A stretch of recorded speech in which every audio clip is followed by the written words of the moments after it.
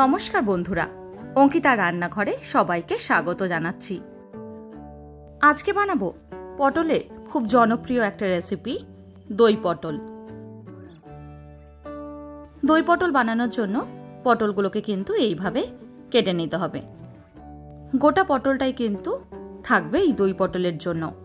দুই পিঠটা এইভাবে কিন্তু চিড়ে নিতে হবে, আর ছালগুলো মাঝে মাঝে অল্প করে ছুলে নিতে হবে।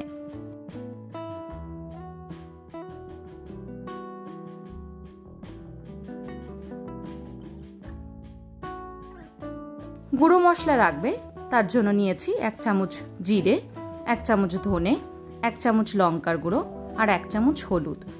অল্প একটু গরম জল দিয়ে খুব ভালো করে কিন্তু মশলাটাকে ভিজিয়ে রাখলাম।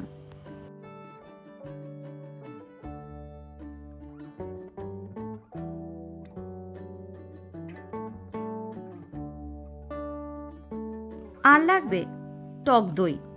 টক দইটা দিয়ে কিন্তু দই পটলটা আমরা আসলে বানাবো। তার মধ্যেই 4 থেকে 5টা কাজু দিয়ে দেব, তারপর একটা মিহি পেস্ট করে রেখে দেব। অন্যদিকে একটা কড়াইতে বেশ কিছুটা সরষের তেল গরম করে নিয়েছি।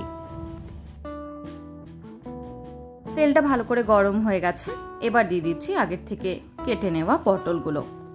পটলগুলোকে দিয়ে কিন্তু গ্যাসের ফ্লেমটাকে হাইতে রেখে খুব ভালোভাবে নেড়ে চেড়ে 2 থেকে 3 মিনিটের জন্য ভেজে নেব।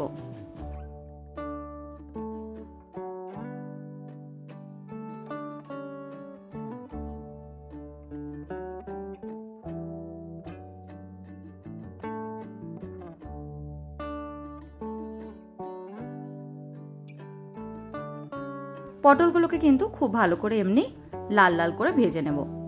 পটলগুলো সুন্দর করে ভাজলে কিন্তু পটলের গন্ধটা আর টেস্ট দুটোই খুব ভালো আসে। পটলগুলো ভাজা হয়ে গেলে এক এক করে সবকটা পটল আমি তুলে অন্য একটা পাত্রে নিয়ে নেব।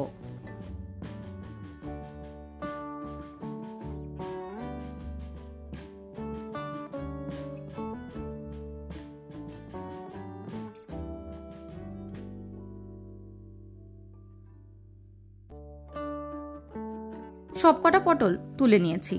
এবার ওই তেলের মধ্যে দিয়ে দিচ্ছি গোটা গরম মশলা আর শুকনো লঙ্কা ফোড়ন। এর সঙ্গে দিয়ে দিচ্ছি 2টো চেরা কাঁচা লঙ্কা।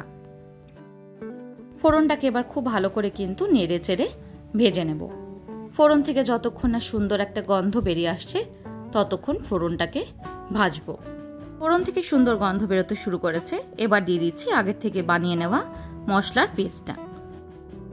গ্যাসের ফ্লেমটাকে এবার লো টু মিডিয়ামে করে রেখে খুব ভালো করে কিন্তু মশলাটাকে কষিয়ে নেব।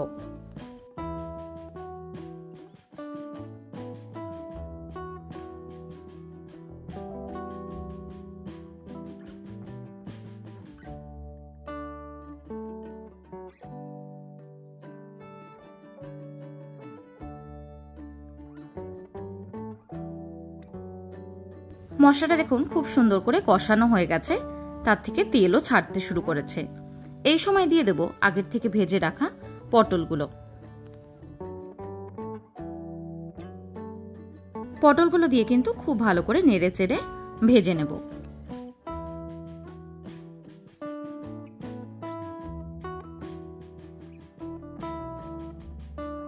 পটলগুলো মশলার সাথে ভালো করে কষিয়ে নিয়েছি। এবার দিয়ে দিচ্ছি আগের থেকে বানিয়ে নেওয়া টক দই আর কাজু বাদামের পেস্টটা।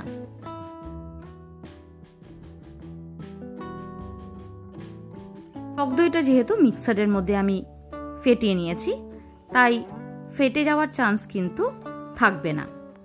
তাও বলবো টক দইটা দেওয়ার সময় কিন্তু গ্যাসের ফ্লেমটাকে একেবারে লোতে করে দেবেন বা বন্ধ করে তারপরে টক দইটা ব্যবহার করবেন।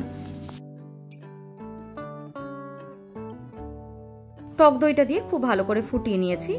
এবার দিয়ে দিচ্ছি 1 চামচ নুন আর তার সঙ্গে 1/2 চামচ চিনি। নুন আর চিনিটা কিন্তু একদম শেষের দিকে দিতে হবে।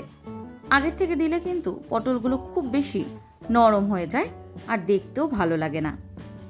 মশলা থেকে তেল ছাড়তে শুরু করেছে, এবার দিয়ে দিচ্ছি 1 চামচ গরম মশলার গুঁড়ো আর 1/2 চামচ ঘি।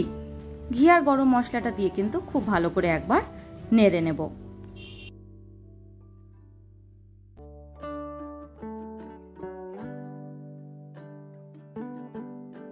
দেখুন মশলাটা খুব সুন্দর করে কষানো হয়ে গেছে, পটলগুলোও কিন্তু একদম নরম হয়ে গেছে। গরম ভাতের সাথে সার্ভ করুন দই পটল। আজকের মতন এইটুকুই, আবার দেখা হবে নতুন কোনো রেসিপি নিয়ে। ভালো থাকবেন, ধন্যবাদ।